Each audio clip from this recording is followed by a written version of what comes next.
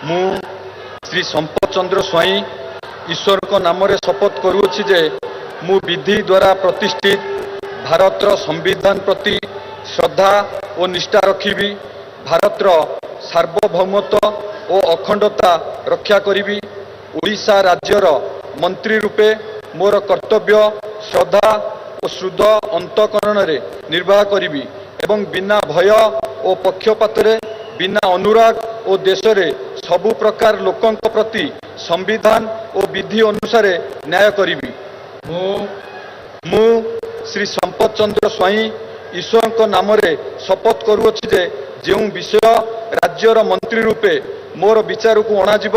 बा मते ज्ञात हेबो ताहाकू एपरी मंत्री रूपे मोर कर्तव्यर समुचित निर्वाह निमित्त जेपरी आवश्यक हेबो तत्भिन्न प्रत्यक्ष और परोक्ष भावे कौनसी व्यक्ति बा व्यक्ति मानकू जणाइबी नहीं बा प्रकट करिबी नहीं।